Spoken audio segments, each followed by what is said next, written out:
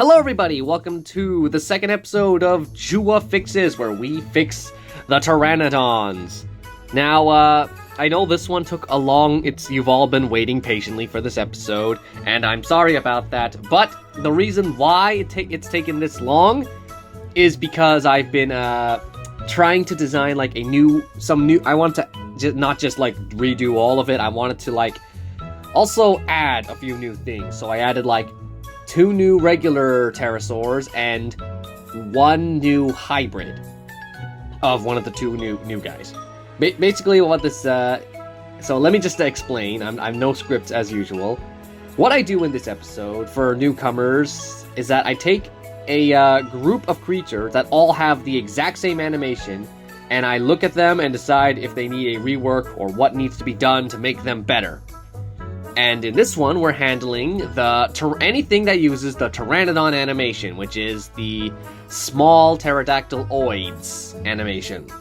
Not to be confused with the Quetzalcoatlus animation or the Dimorphodon animation, which are completely different. Those are for episodes 3 and 4. I decided I'm going to do all the Pterosaurs up front because those guys need buffs the most. Because right now, Pterosaurs in this game are garbage. I know I don't like enforcing opinions on others, but there's no shortcut around it. The Pterosaurs in this game are not good.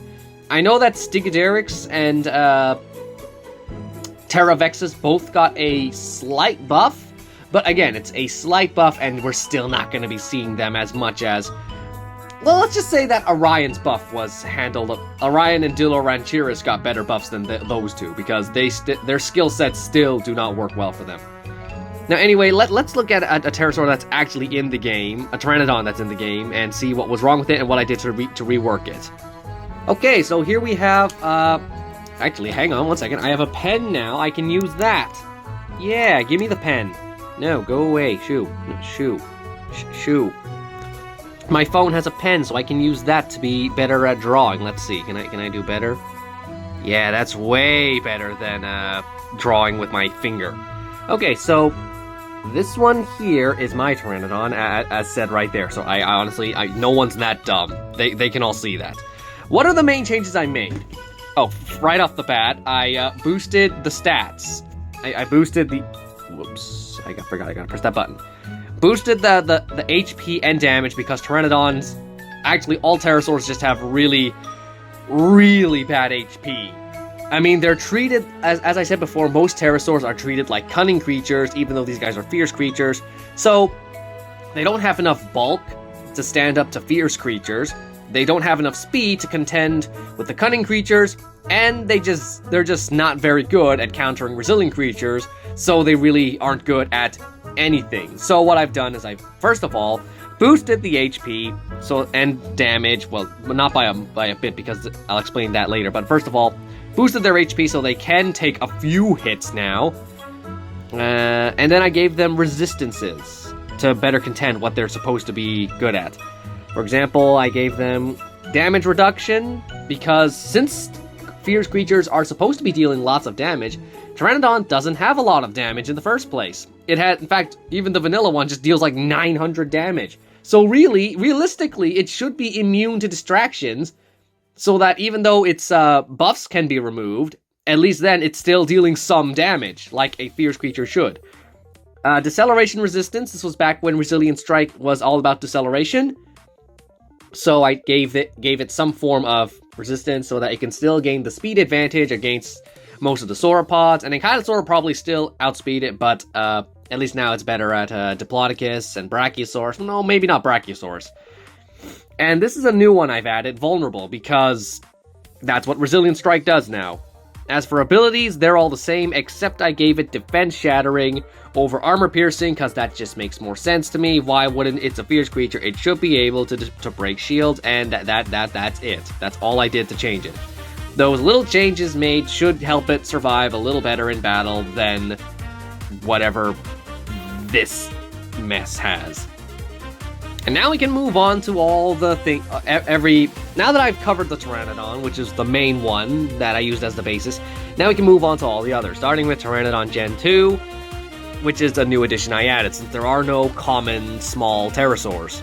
I mean, Dimorphodon. there's Dimorphodon, but you know what I mean by this with this animation. This one's actually a pretty weak one, and I know a lot of people. Okay, so I know a lot of people don't like the Gen 2s or like would rather have new species, but I'm like mixed when it comes to Gen 2s. Like if it's something like Dilophosaurus or Triceratops Gen 2, I don't care about them at all. They look ugly, and I could really do without them being in the game. But then you have ones like Erlikosaurus Gen 2, Diplodocus Gen 2, and specifically Allosaurus Gen 2, where they're so different.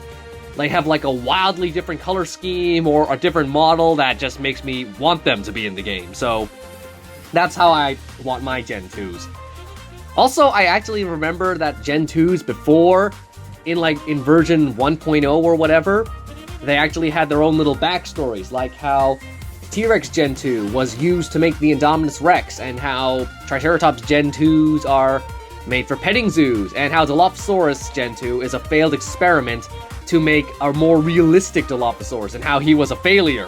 I really like that, and I don't like how they removed all that and replaced all the Gen 2 facts with just Gen 2s are known to communicate with Gen 1s, which is just stupid. I hate those.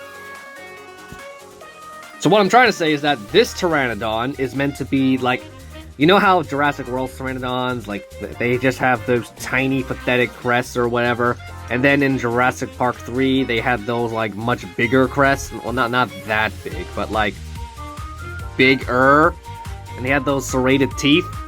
That's the type of Pteranodon I want the Gen 2 to be, not this. That's what I'm looking for. Also, I'm just gonna, I know I'm going off topic here, but I just really like this pen. I'm gonna just doodle whatever I want. Oh no, that looks terrible. No. I can just do the drawings here now. Just drawing. I'm being messy here because I'm wasting time. Let's get back to the Pteranodon. So all I did was add well, basically it's just Pteranodon but weaker.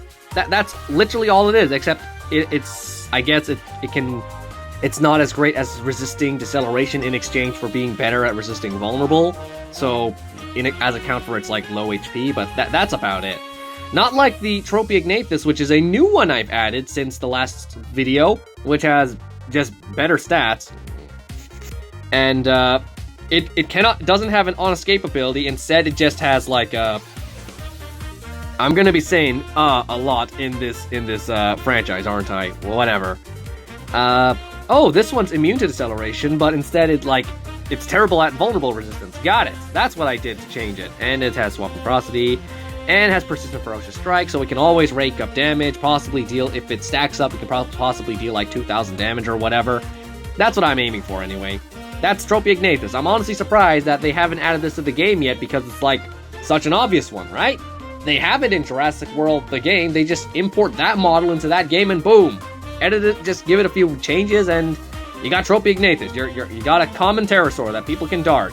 And then maybe I can finally gain that achievement of gaining a score of 300 darts on, like, whatever. Moving on to the rares, which I didn't add any new ones, I just buffed the old ones. What did I do to change you? I think... Oh, right there. I boosted your damage quite a bit, didn't I? I think your HP was always that terrible, but I don't remember. Because you just have the ability to just rake up damage as well. Oh, right. You're a limited exclusive, so I gave you the logic of, if you're limited edition, then you need to be better. Because otherwise, it's not worth it. So what did I do? I gave you crit immunity, swap preventation resistance, a little bit of vulnerable resistance, and you're immune to distraction, and you can deal quite a fair amount of damage. I mean, you're still a glass cannon, but at least you'll pack a punch before you die, unless you're up against like something that deals like 4,000 damage in a single turn. And then we have Tupondactylus, which is one of the few creatures that got a bit of a change, but really all they did was give it a vulnerable resistance. And I just, all I did was give you the immunities, a defense-shattering counter, taunting shields over short defense. Did I give you more HP, or did you always have that amount of HP?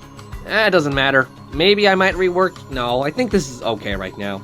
Like, I don't need to make them monstrously good, I just need to make them better than what they are. And also give them a few better resistances so their hybrids can be better, right?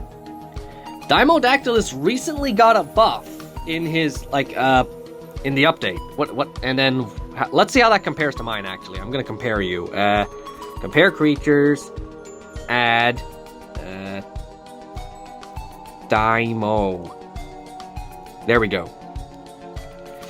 Okay, so mine has more health and less speed, actually. Oh, and less of a crit chance. I keep forgetting that they gave it a higher crit chance. What about resistances? Oh, you just have swap resistance. I gave you the distraction and deceleration immunity. What about abilities? For the most part, they're the same. Oh, that's right. They added armor piercing. I added armor piercing. Oh, that's right. My fear strike is different. I haven't explained that yet. Cleansing swoop, taunting shields over short defense, as I've explained before. Taunting shields is better. Swap in wound, no escape. Oh wow, we're actually pretty neck and neck. Honestly, the only changes I made were some stat buffs, and yeah, okay, yeah, Dimodactylus is pretty solid. All I gotta do is give it a health buff and the resistances, and boom, you got a good creature. Also, I should take some time to explain Fear Strike, because I keep forgetting that was my first episode on the original channel, but I don't have it here, so I need to explain what I did to change, what changes I made to Fear Strike, which is, honestly, as right here. It used to be Cleanse Deceleration, but that was before the change, so I had to scrap that and change it back to Vulnerable, but it now has all I really did was add an increased crit chance by 30% for this turn. So then, with this one strike, it has a chance to change its, I should change that to like 15. But because it actually is. Anyway, it has a chance to change it from a 15% chance to deal damage to all the way to a 45% chance to deal a critical hit. And that's basically the same, like, if you have a 5%, then you get like a 35, and then if Mortem Rex has Fear Strike, I just realized he's got like he's already got a 40% plus that extra, oh my gosh, he's dealing a lot. He basically guaranteed a crit on every turn. And here is the new one that I made. Geosternbergia, which I honestly didn't realize was its own species until Jurassic World Evolution 2 announced it. And I'm like, wait, Geosternbergia isn't Pteranodon? Like, that was confusing to me. Like, I was just growing up thinking they were the same thing, but apparently somewhere along the way, someone decided, no, it's different, and now this is a thing. So, what did I do to it? I gave it, I think it has the most health out of all the Pterosaurs that I have. Immune to distractions, deceleration. Wait, is it? Yeah. Sorry. Immune to distractions, and deceleration, and vulnerable resistance, not full immunity. I think that's the same as, like, Pteranodon as well. All that's really different. Ferocious impact and rampage and run. This thing could potentially deal loads of damage. Oh boy. Oh, look at that. They changed it. They made it so now it includes ferocity. Interesting. Anyway, I think that's all of the vanilla creatures. It's time to move on to, well, I guess Dimodactylus is also vanilla. I mean, Dimodactylus is a hybrid, but now we're going to get on to legendaries and epics, and well, let's just get on with that. I just realized there's only one legendary pterosaur, as in, like, that fits into this category. Pteroquetzal, which I gave a small... What was the buff I gave? All your abilities are the same. I gave you raking counterattack as opposed to regular roll armor piercing. And I gave you the resistances, because you didn't have any before, as far as I'm aware. Did I give you anything else? Nope. I think I just gave you... Let me just compare. It's just easier to just compare. And then, Terror. We'll do that. And there you are. Nope. Oh, more speed. All the resistances, and that's oh, and swap and ferocity. You didn't have that before. Yeah, this guy sucks. Like all the Pterosaurs in this game. So, and then I just came along and I just added a few minor touches that, you know, it's not OP, but it's better now. But let's be real, anyone can just look at a creature and give it a bunch of stuff, and then that would automatically just make it better. But anyway, let's move on to some of the unique creations. I have 2 hybrids, one you've seen, one that's new, and 1 apex, which you all know. Starting with Aloraptodon. One of my first memories. What do you have? Not the best HP, but that goes for your glass cannon-esque look. Side flap. I think I changed its abilities a bit to be a little more better, because I realized it didn't have a good turn 1 ability, and I gave it Rampage, so now it can go for 32,000 damage right off the bat. Like, it comes, swap in ferocity, it'll get a counterattack off, and then it'll go for, like, a huge hit. And Sting is pretty fast. It can also increase its speed if needed, if necessary. And then other than that, there is just, armor-piercing counter, swap in ferocity. There's this little description there. Aloraptodon hunt alone, but it is not uncommon for them to flock together to take down large prey. They are basically raptors with wings, which makes sense because it's made from, Aloraptor. Those are its resistances. It's a solid creature. It's not the best, but it's, you know, solid. It'll get the job. It'll get some hits off before it dies.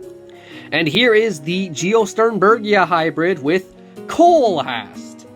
So I know a lot of people hate the Colhast at the moment, and I'm pretty sure one day it is going to get nerfed. Except not really, because it's not actually able to contend with many uniques with Ardentis Maxima and Scunosaurus around. It's going to be dead pretty quickly, if I'm going to be honest. But here, I tried to make sure it's not as OP as those. For starters, its attack is a lot lower. It does have quite a bit of HP. I realized I should probably nerf that a bit. Then again, it doesn't have that much attack. What does it have? Daring Strike, because that makes sense. It's a, what does this say? It's a wild card, but it's mostly a cunning fierce. So Daring Strike makes sense for it.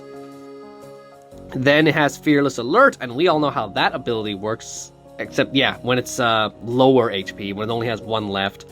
Restricted Group Distraction, because that makes... And Rampage and Run. It loses its precision, except not really. I actually added it here to Precise Shattering Counter. So it still has the shield break of the Geosternbergia and the precision of that makes the Colhast so good. Swap in Ferocity, Alert Roost, and Flock, and what are its resistances? What did I give it? Immune to distractions. It rends just like all other... Immune to rend just like other flocks. It's no longer immune to stun. It can be stunned. It sort of resists vulnerable, and it still can get away whenever it wants to, and only 50% speed decrease. Then finally we get to what's all this. It's a little description. A little known fact about Geohast is that they were given special genes that make them more passive. Because of this, these colorful lizards can be kept as pets. I basically wanted to take the Kevin with wings concept and then just make it reality. Now you have little pet flying lizards. And oh, that's right, I haven't shown... Well, I'll show you the designs after we're done showing everything. And finally, the Apex Valkyrie Dawn.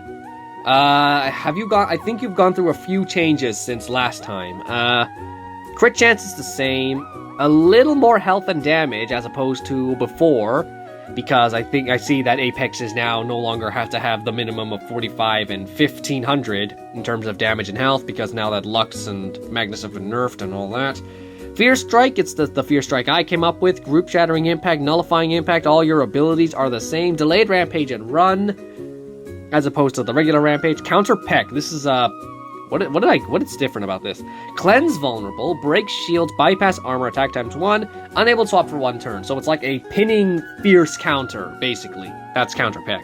If Ludia's gonna make their names as confusing as possible, I'm gonna make my names as not as confusing. I mean, maybe I might change that to something else, to be a little more unique to this creature. But for now it is pinning counter fierce pinning counter. Swap in Ferocity. All of your resistances are the same. Like, I think I toned down your rend a little bit, though.